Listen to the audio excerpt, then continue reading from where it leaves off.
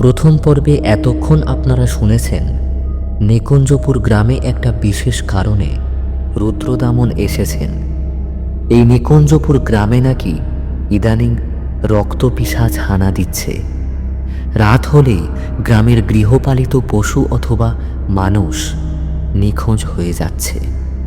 তাদের রক্তশূন্য অথবা বীভৎসভাবে খুবলে খুবলে আধ খাওয়া মৃতদেহ পাওয়া যাচ্ছে জঙ্গলে অথবা মাঠের ধারে। রুদ্রদামন উঠেছেন ভবানীবাবুর জমিদার তুল্য বাড়িতে। পেশায় ভবানীবাবু প্রাইমারি স্কুলের শিক্ষক হলেও তিনি বেশ বিত্তবান ও গোটা গ্রামের একজন বিশেষ সম্মানিত ব্যক্তি। ভবানীবাবুর সাথে রুদ্রদামন অঞ্জন বলে একজনের সাথে দেখা করে, যে নাকি রক্তপিশাচকে দেখেছে। অঞ্জনের মুখ থেকে এক বীভৎস ঘটনা শোনে রুদ্রদামন। সকালবেলা এই গ্রামকে দেখে মনেই হয় না যে সূর্য অস্ত গেলেই গোটা গ্রাম শ্মশানের মতো ভয়ঙ্কর নিশ্চুপ নিশ্ছিদ্র অন্ধকারে ডুবে যায়। কারণ তখন গ্রামে হানা দেয় সেই বিভীষিকা। তারপর 19শে অগাস্ট। কাল রাতের ঘটনাটা লিখে রাখি। আমি যখন গতকাল রাতে ডায়েরি লেখা বন্ধ করে বিছানায় শুয়ে শুয়ে একখানা ইংলিশ উপন্যাস পড়ছিলাম, তখন হঠাৎ লোডশেডিং হলো। আমি আগে থেকে জানতাম লোডশেডিং হবে। এমন অজপাড়া গায়ে লোডশেডিং অতি সাধারণ ঘটনা, তাই ঘরে মোমবাতি এনে রেখেছিলাম। দারোয়ানদের চাপা গুঞ্জন হঠাৎ করেই থেমে গেল। শুধু শুনলাম একজন পাহারাদার এসে বাইরে থেকে বলল, বাবু, দরজা জানলা বন্ধ করে দিন, ভুলেও বাইরে যাবেন না, সাবধান। পায়ের চাপা আওয়াজ তুলে আবার চলে গেল। অবশ্য ভবানীবাবু আমায় কথাটা বলেছিলেন 11টার পর দরজা জানালা সব বন্ধ করে দিতে। ঘরের দরজা বন্ধ থাকলেও জানালাটা বন্ধ করিনি। লোডশেডিং হওয়াতে বাইরের অন্ধকারটা তখন আস্তে আস্তে ঝাপসা হচ্ছে। জানালা দিয়ে ঘরে ঠান্ডা বাতাস ঢুকছে। মনে হলো কৃত্রিম হাওয়ার চেয়ে এই প্রাকৃতিক হাওয়া বেশ নিরীহ আর শান্ত। আর মোমবাতি জ্বালালাম না, কারণ মোমবাতি জ্বালালে বিদ্যুৎহীন ঘর গরম হয়ে যাবে আর আমার অস্বস্তি আরও বাড়বে। বিছানায় এসে নরম বালিশে মাথা দিলাম। মশারি টাঙিয়ে নিয়েছি, এখানে মশার উপদ্রব আছে। জানালা দিয়ে আকাশটা দেখতে দেখতে কখন যে ঘুমিয়ে পড়েছিলাম কোনো খেয়াল নেই। হঠাৎ ঘুম ভাঙল একটা শব্দে। তখনও বিদ্যুৎ আসেনি, হালকা ঘেমে গিয়েছিলাম। বিছানায় সাবধানে শুয়ে সেই শব্দটার উদ্দেশ্যে কান পাতলাম। একটা পায়ের আওয়াজ। সেই পায়ের আওয়াজটা যেন অশান্ত, বারান্দা ধরে এদিক ওদিক হেঁটে চলেছে। অনেকক্ষণ ধরেই হেঁটে যাওয়ার শব্দটা শুনলাম। প্রথম প্রথম ভেবেছিলাম হয়তো ভবানীবাবু, কিন্তু পরক্ষণেই টের পেলাম ভবানীবাবু এতটা অস্থির নন। মনে একটা দ্বিধা কাজ করছিল। একবার ইচ্ছে হচ্ছিল দরজাটা খুলে দেখব কে হাঁটছে, কিন্তু পরক্ষণেই সতর্কবাণীর কথা মনে পড়ল। এমন মাঝরাতে কে হাঁটছে বারান্দা ধরে? খুবই আশ্চর্যের ব্যাপার তো। এই অস্বস্তিকর পায়ের আওয়াজের রহস্যময়তায় সারা রাত ঠিকঠাক ঘুমোতে পারলাম না। সকাল হতেই ছুটে গেলাম ভবানীবাবুর কাছে। কথাটা শুনে ভদ্রলোক কিছুক্ষণ গম্ভীর হয়ে রইলেন, তারপর বললেন, দেখো রুদ্রমান, তুমি যে শব্দটা শুনেছ সেটা আমি টের পাইনি কখনো। তবে মাঝে মাঝে ঘুম ভাঙলে মনে হয় বাড়ির ছাদের উপর কেউ যেন হাঁটছে, কিন্তু কিছুই দেখতে পাই না। তা রাতে দরজা জানালা বন্ধ করার সতর্কতা কেন এত? গাঁয়ের লোক জোরালোভাবে দাবি করে যে এই রক্তপিশাচটি রাতে যখন শিকার খুঁজে পায় না, তখন নাকি বাড়ি বাড়ি গিয়ে ঘোরাফেরা করে। সে নাকি পায়ের শব্দ তুলে ভুতুড়েভাবে হাঁটা চলা করে। কেউ যদি তখন কৌতূহলবশত ঘরের বাইরে যায়, অমনি নাকি সেই রক্তপিশাচের কলুষিত থাবায় খুন হয়।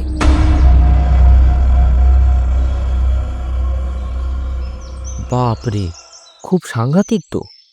হ্যাঁ, খুবই সাংঘাতিক আর ভয়ানক। সকাল 8টায় হালকা খাবার খেয়ে ভবানীবাবুর সাথে বের হলাম। এখনও গ্রামটা পুরো ঘুরে দেখতে পারিনি। ভবানীবাবু প্রথমে তার স্কুলটায় নিয়ে গেলেন। একতলা স্কুল, তবে দোতলা করা হবে। কিন্তু রক্তপিশাচের ভয়ে দিনের বেলায়ও কেউ কাজ করতে চায় না। তাদের ধারণা, দিন হোক আর রাত, যে কোনো মুহূর্তেই রক্তপিশাচ হামলা করে। নিজেদের পরিবারের দিকে চেয়ে তারা ঝুঁকি নিতে চায় না একটুও। স্কুলের দেওয়ালে নানা আঁকিবুকি আঁকা। বাচ্চাগুলো নিজের খেয়ালে নানান কিছু এঁকে রেখেছে। আঁকা বাঁকা হলেও দেখতে বেশ ভালোই লাগে, কারণ এইগুলো শিশুদের শিল্প। তাদের অপোক্ত হাতে যা পারে ততটুকুই এঁকে আনন্দ পায়। তবে এসব আঁকিবুকির দিকে নজর দিতে দিতে হঠাৎ একটা জায়গায় চোখ আটকে গেল। ভবানীবাবু কাছেই ছিলেন, ডেকে নিলাম। আঙুল দিয়ে দেখিয়ে বললাম, আচ্ছা ভবানীবাবু, দেখুন তো, কি এটা? দেওয়ালের এক কোণে একটা মানুষ আঁকা, তবে মানুষের মতো হলেও পুরোপুরি মানুষের মতো নয়। বিকট মুখ সমৃদ্ধ একটা মানব, যার মুখ থেকে বেরিয়ে এসেছে বাঘের মতো দাঁত। চোখের মধ্যে কোনো মণি নেই, চোখটা সম্পূর্ণ কালো। চারপাশে কালো রেখা দিয়ে লম্বা করে তরঙ্গায়িত কিছু আঁকা রয়েছে।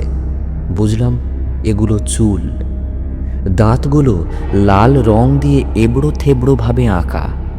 বলিষ্ঠ হাতে একটা মানুষের মাথা জাতীয় কিছু ধরে আছে, সেটাও লাল রং দিয়ে এঁকেছে।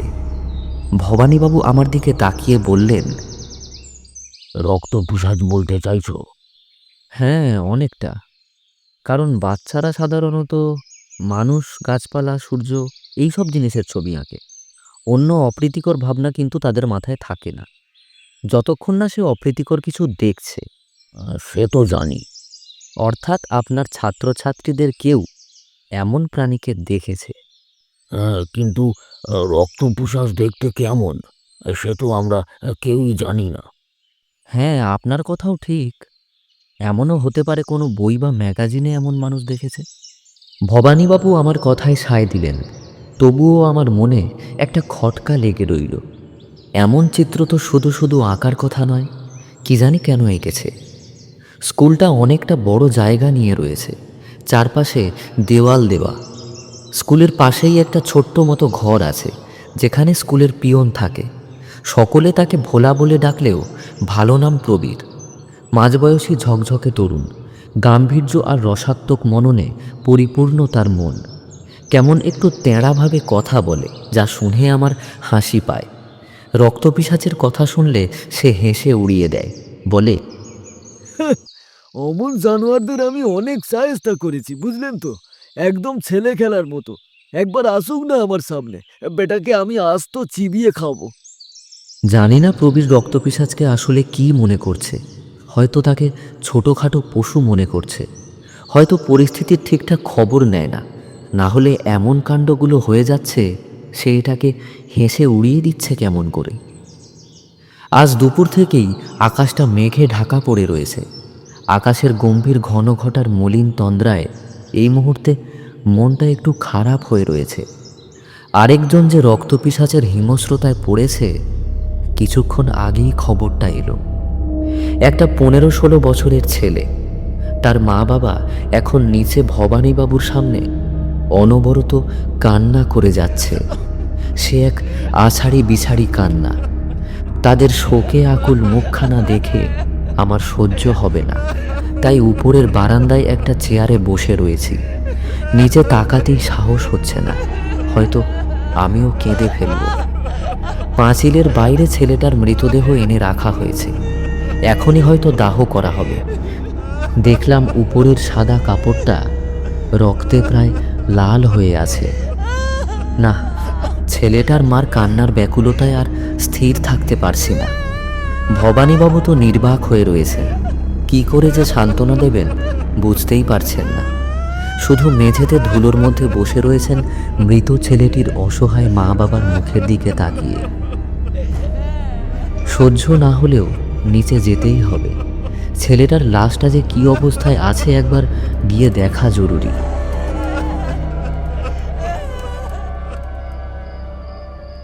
19শে অগস্ট রাত 9:27। ভবানীবাবু বৈঠকখানার চেয়ারে বসে চোখ বুজে আছেন।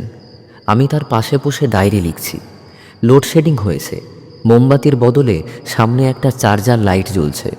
সেই আলোতে বসে আছি দুজনে। ভবানীবাবুর মনটা ভালো নেই এখন।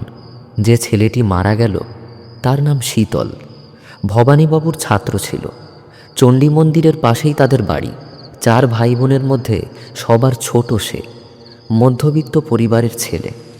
বাইরে এখন ঝমঝম করে বৃষ্টি পড়ছে। মনে হয় শীতলের মৃত্যুর শোকে পরিবেশটাও বিষণ্ণগ্রস্ত। তো বিকেলবেলা যখন নিচে যাই তখন দেখি ভবানীবাবুর সামনে পিছনে বেশ কয়েকজন দাঁড়িয়ে রয়েছে। ভবানীবাবুর কাজের লোক হরিপদ সিঁড়িতে চুপচাপ বসেছিল। আমাকে দেখে সে হঠাৎ উঠে দাঁড়ালো। শীতলের মা মেঝেতে বারবার লুটিয়ে পড়ছিলেন, আর আশেপাশে থাকা স্ত্রীলোকগুলো শীতলের মাকে বারবার তুলে নমনীয়ভাবে সান্ত্বনা দিচ্ছিল। শীতলের বাবা এক কোণে তখন বসে কেঁদে চলেছেন, আর ভবানীবাবু চুপ। এমন পরিস্থিতিতে আমার মতো লোকের হঠাৎ উদয় দেখে কয়েকজন আমার দিকে তাকালো। আমি সেখান থেকে নেমে সোজা বাইরে গেলাম। লাশটার কাছে গিয়ে দাঁড়ালাম। ইতিমধ্যে এখানে আমার আসার খবর সারা গ্রামে ছড়িয়ে পড়েছিল। রক্তপিশাচকে মারতে এসেছি শুনে গ্রামের অজ্ঞ লোকজন আমাকে এক প্রকার প্রায় দেবতার আসনে বসিয়ে দিয়েছে। লাশবাহীদের অনুরোধ করলাম একবার উপর থেকে কাপড়টা সরিয়ে দিতে। একজন এগিয়ে এসে শীতলের উপর থেকে আস্তে আস্তে রক্ত শুকানো সাদা কাপড়টা সরিয়ে দিল। আর শীতলের লাশটা দেখে ভয়ে আঁতকে উঠলাম। বুক থেকে নাভিদেশ পর্যন্ত মাংস বলে যে জিনিসটা থাকার কথা তা নেই। বুকের হাড়ের মাংসগুলো ছিঁড়ে ছিঁড়ে খাওয়া হয়েছে। পেটের নাড়ি ভুঁড়ি সব এলোমেলো। পাকস্থলী বৃক্ক বলতে কোনো অঙ্গই আর নেই। এমনকি বুকের হৃৎপিণ্ডও নেই। মাংসহীন জায়গায় তুলো দিয়ে ফুলিয়ে রাখা হয়েছে। তুলোগুলো রক্তে চিপসে গেছে। গলার কণ্ঠনালীও ছিঁড়ে ছিঁড়ে খাওয়া হয়েছে। জিনিসটা ভাবতেই কেমন যেন লাগছে। বীভৎস রকম ছিল শীতলের লাশটা। মৃত্যু হয়েছে ঠিক আছে, যদি লাশের এমন দশা না হতো তাহলে হয়তো শীতলের বাবা মা কষ্টটা একটু হলেও কম পেতেন। আমারই তো ভীষণ মন খারাপ হয়ে যাচ্ছে। তখন আকাশে মেঘের ঘন ঘটা দেখে লোকজন একটু তাড়া লাগালো তাড়াতাড়ি দাহ করার জন্যে। ভবানীবাবু তাদের সাথে শ্মশানে গেলেও আমি বাড়িতেই রয়ে গেলাম। আর বাড়িতে থেকে একটাই জিনিস বারবার ভেবে যাচ্ছিলাম, শীতল যদি রক্তপিশাচের হাতে পড়ে তাহলে রক্তশূন্যতা তার দেহে ছিল না কেন? স্পষ্ট দেখেছি কাটা ছেঁড়া জায়গা থেকে রক্ত বের হয়েছিল। শীতলকে কি আদৌ রক্তপিশাচ আক্রমণ করেছিল নাকি অন্য কিছু? তবে শীতলের মৃত্যু কখন হয়েছে সেটা জানতে পারলাম না। একজন বলছিল লাশটা সকাল 11:30 নাগাদ বাঁশঝাড় থেকে পাওয়া গিয়েছিল। প্রথম লাশটাকে দেখেছিল শীতলের মা। তারপর তো সারা গ্রামময় ঘটনাটা নিমেষেই ছড়িয়ে পড়ল। আজ আর ছাদে গিয়ে সূর্যাস্ত দেখা হলো না। হবেই বা কেমন করে? আকাশ যে মেঘে ঢাকা ছিল। দূরের পরিবেশকে তখন প্রায় ম্লান দেখাচ্ছিল। সন্ধ্যের দিকে ভবানীবাবু ফিরলেন বৃষ্টিতে ভিজে ভিজে। ততক্ষণে বৃষ্টি শুরু হয়েছিল, যা এখনও চলছে। তবে এই বর্ষাতে একটাও বজ্রপাত হয়নি, শুধু জোরে জোরে হাওয়া বইছে সশব্দে। বৈঠকখানার ঘরে বড় বড় 4টে তৈলচিত্র রয়েছে, যেগুলো ভবানীবাবুর পূর্বপুরুষদের। এই তৈলচিত্রগুলোতে ভবানীবাবুর স্থির ছায়া পতিত হচ্ছে। রক্তপিশাচের কথা মনে উঠতেই বুকটা কেমন দুরু দুরু করে ওঠে। এত যে হিংস্র হবে জানা ছিল না। শীতলকেও ওই মেরেছে। শীতলকে যখন মেরেছে তখন তার রক্ত পিপাসা ছিল না, ছিল শুধু খিদে, মাংস খাওয়ার খিদে। এই হিংস্রতর লোভ ওই নাবালককেও ছাড়েনি। তাহলে আমাদের মতো পরিণত মানুষদের তো আরও ছাড়বে না। ডায়েরি লিখতে গিয়ে মাঝে মাঝে কলমটা আটকে যাচ্ছে, কারণ এই লোডশেডিং আর বৃষ্টির অট্টহাস্যে মনে হচ্ছে কেউ যেন নিঃশব্দে আমার পিছনে এসে দাঁড়িয়েছে। কিন্তু কেউ নেই, এটা আমার ভ্রম মাত্র। খোলা জানালা দিয়ে বৃষ্টির ছাঁট আমার গায়ে এসে পড়ছে। হু হু করে বাতাস ঢুকছে, ভীষণ ঠান্ডা লাগছে। ইচ্ছে হচ্ছিল গায়ে একটা ভারী জামা জড়িয়ে নিয়ে বসি। ওদিকে রান্নাঘর থেকে দারুণ লোভনীয় গন্ধ আসছে। এতদিন ইন্দু পিসি রান্না করতেন।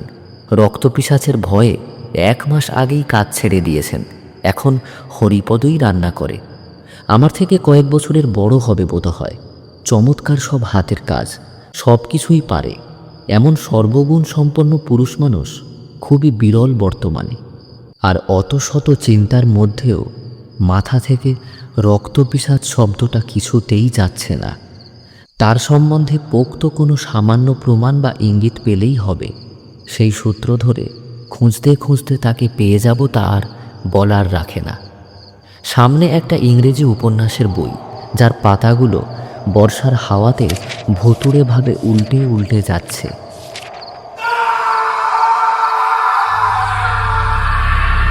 একি কার আর্তনাদ শোনা গেল? ভবানীবাবু ধর্মড় করে ব্যস্তভাবে চোখ খুললেন এবং সোজা হয়ে বসলেন।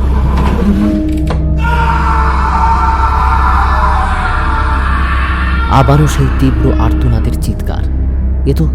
এ তো হরিপদের আর্তনাদ। সর্বনাশ, তার সাথে আবার খারাপ কিছু হয়নি তো? রক্তপিশাচ 3য় পর্ব আসছে আগামী শনিবার ঠিক এই সময়। নমস্কার শ্রোতা বন্ধুরা, ভয়ে যখন গল্পে থেকে আমি দেবজ্যোতি বলছি। আজকের গল্পটা কেমন লাগলো সেটা কিন্তু কমেন্ট করে জানাতে ভুলবেন না। আর ভালো লেগে থাকলে অবশ্যই একটি লাইক করে বন্ধুদের সাথে শেয়ার করতেও ভুলবেন না।